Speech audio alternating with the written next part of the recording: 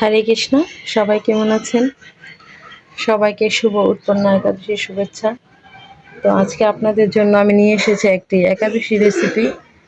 তো আমার এই রেসিপির জন্য যা যা লাগবে, এখানে ফুলকপি নিয়েছি, আলু, শসা কুচি, বাদাম, লবণ এবং জিরে।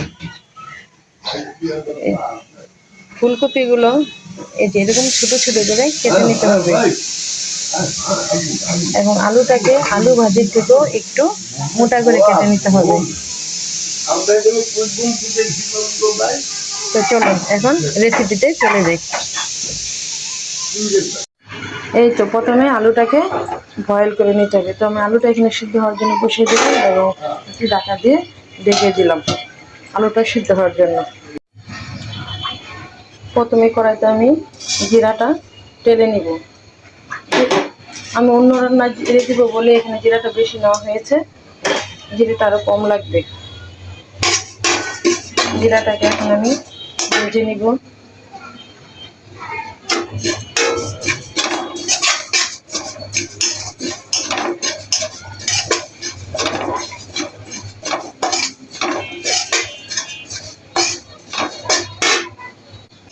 আমার জিরাটা ভাজা হয়ে গেছে, আমি এখন নামিয়ে নিব।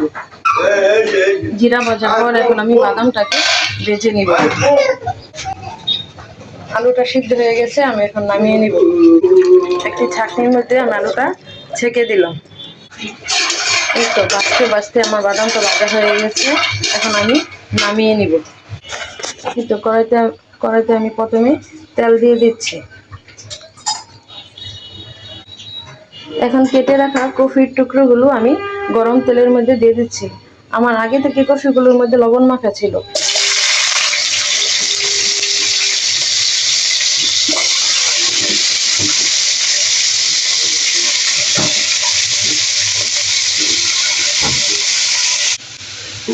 আমি 3-4টে কাঁচা লঙ্কা এইভাবে মাঝখান দিয়ে ছিঁড়ে দিয়ে দিচ্ছি।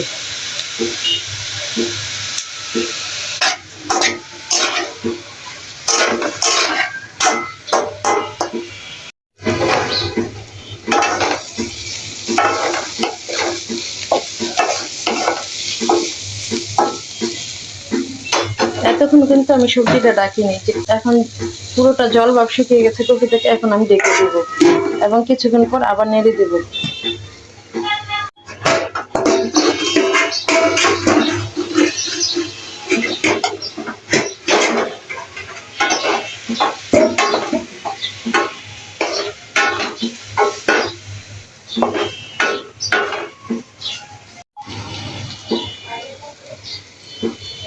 আমার কফিটা এখানে ভাজা হয়ে গেছে এবং সুসিদ্ধ হয়ে গেছে।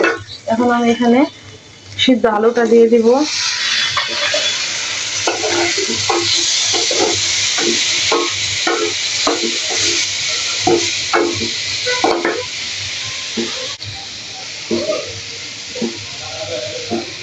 কফিটা আগের থেকে যেহেতু লবণ মাখা ছিল, এখন তাই অল্প পরিমাণে কিছুটা লবণ দিয়ে দিলাম।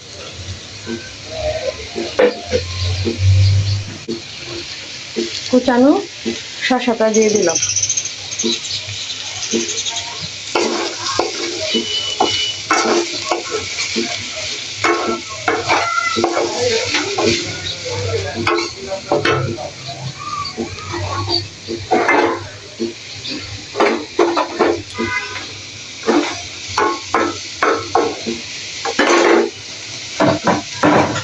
আবারও বেশ কিছুক্ষণ ঢাকা দিয়ে রাখবো।